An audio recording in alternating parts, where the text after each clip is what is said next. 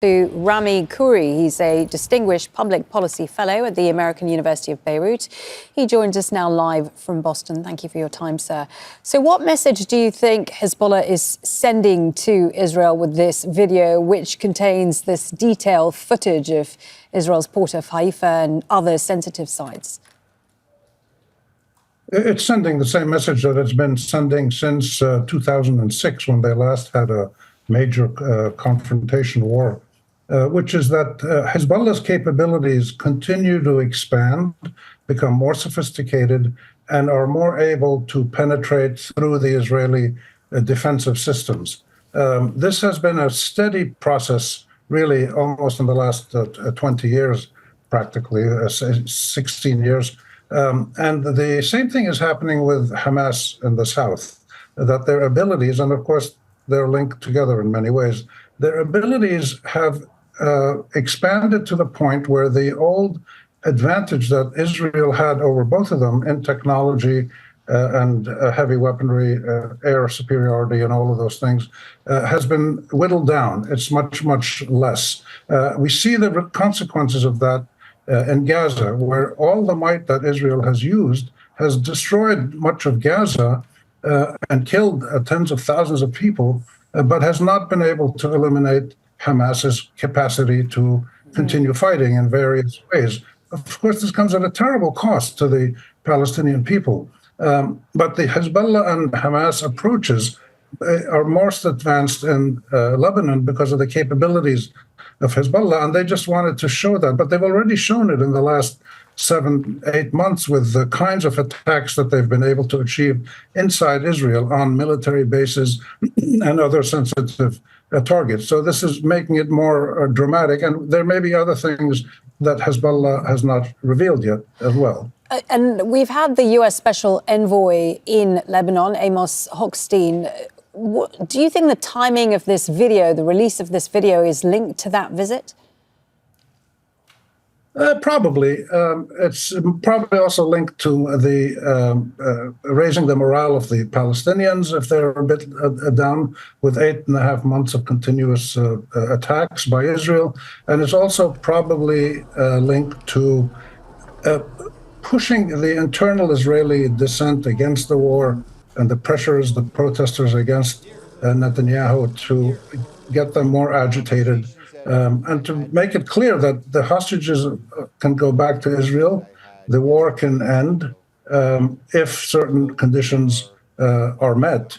And those conditions are that Israel has to completely stop the attack in Gaza and release the Palestinian prisoners and let life resume somehow in Gaza. But this is a deterrent power that Hezbollah has developed, and it's sending this message to multiple fronts, to the Americans as well. The message to the Americans is that if you want to mediate, you've got to be an impartial mediator.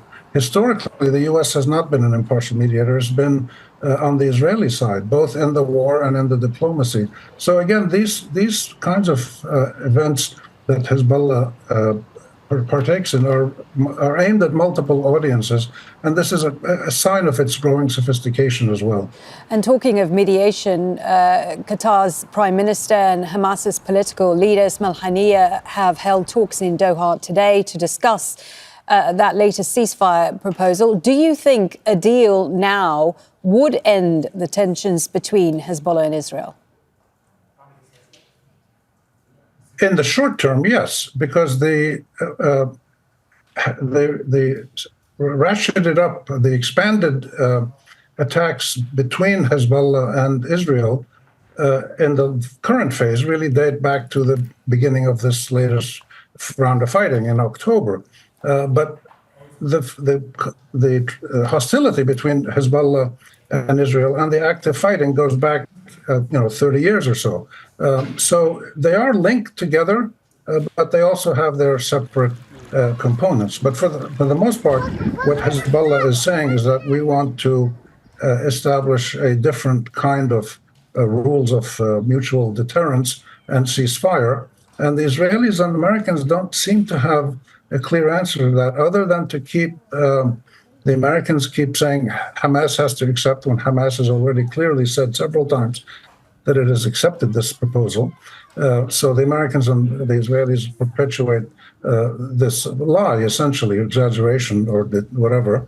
And the Israelis, for their part, have to recognize that their years of total superiority with the American support have to evolve now. They can't just boast about attacking Lebanon and turning it back to the Stone Age as they're continuously doing. And just today, the announcement that they've made plans for an offensive operation, this doesn't work anymore. And they have to come to terms with the fact that there's a new balance of power in the region.